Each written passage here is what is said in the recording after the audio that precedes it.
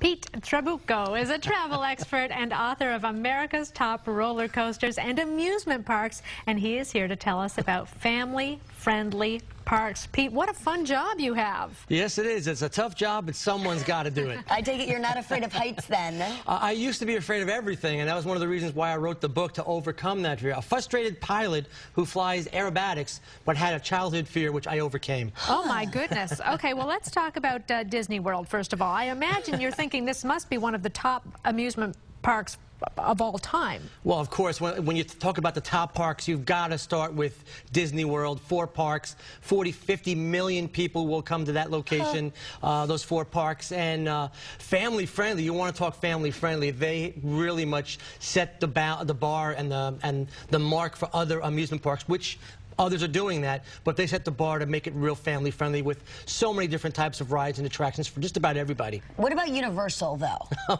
Universal's come a long way. They've done great. Obviously, you've got the California location, but you also have Islands of Adventure, and as well as Universal Studios. Some great rides. Now you got the Wizarding World of Harry Potter. I'm dying to do that. It's amazing. It's a 3-hour ride sometimes to get onto the ride, but it's very crowded, but it's well worth it. And if you stay at one of the parks, hotels, you just walk right through the line, but very family-friendly, great place to go. And now there's a new ride, Rip Ride Rocket, over at Universal Studios, which is another ride that they've added to their entire attraction scenarios, and it's just a great place to have fun and just reconnect with the family again. Yeah. Well, we're talking about kids of all ages, and I'm thinking SeaWorld would have something to appeal to everyone from a knee-high to a grandma. Again, SeaWorld is amazing.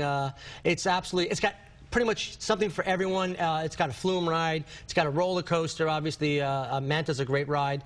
And, of course, it's got what you come for, you know, all the different shows and attractions. Amazing place and pretty affordable. Mm-hmm. You know, Legoland, a lot of people talk about bringing their little kids to Legoland, but for the adults that are going with, is it suitable for them as well if they want to go and have a great time too? Sure. They have 4 roller coasters. I think one of them is a wood coaster called Coastersaurus.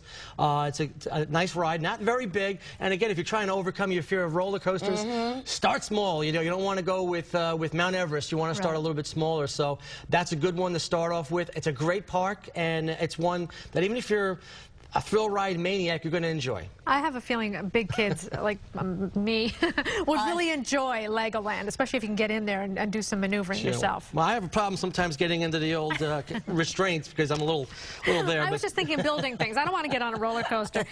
Busch Gardens. Busch Gardens, you've got Tampa and you've got Williamsburg, 2 different total experiences. Obviously, Verbolten's a new ride over at Busch Gardens in Williamsburg, but you also have Cheetah Hunt, which is over at Busch Gardens, Tampa. 8 amazing roller coasters, plus all the animals that you could think of. It's a great place to take the children, and they've got animals roaming around all over the place. A great experience for the family. You know, everybody talks about Disneyland is where a kid can be a kid, or a big kid can be a kid, too. We talked about Disney World, but what are your thoughts on Disneyland? Well, it all started in Disneyland, you know, way back in the 50s, and obviously the first steel coaster, Matterhorn, came from there. Again, you've got that, and you've got also California Adventure, and California Screaming is a great ride.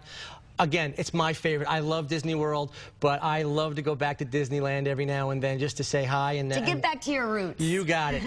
Now, what's in Knott's Berry? What is that? Knott's Berry Farm. Knott's Berry Farm. Yes. Oh, one of the best wood coasters you'll ever ride is called Ghost Rider. It's an amazing ride there. And if you like speed, they've got Accelerator, which is a real steel coaster, real fast coaster there. Amazing shows. What's between a wood coaster and a steel coaster, let's just say? Well, steel coaster's a lot smoother than most wood coasters. You know, you get that old rickety feeling on a wood coaster. Neat. They do that on purpose because they want, that's the style. But on a steel coaster, you can do loops, you can do elements, sort of like flying, and at the same time, it's very smooth and a lot faster. Okay. All right. Wow, talk about a lot of options out there. But of course, you put it all in a book, so everybody can follow along, and especially knowing what's suitable for the very small children as well. You don't want to take them to a park where they're not going to be able to do anything. No, remember height restrictions too. Yeah, that's important. All right. Pete Trabucco, author of America's Top Roller Coasters and Amusement Parks. Thank you for doing all the legwork. Thank you for having me today. All right, stay with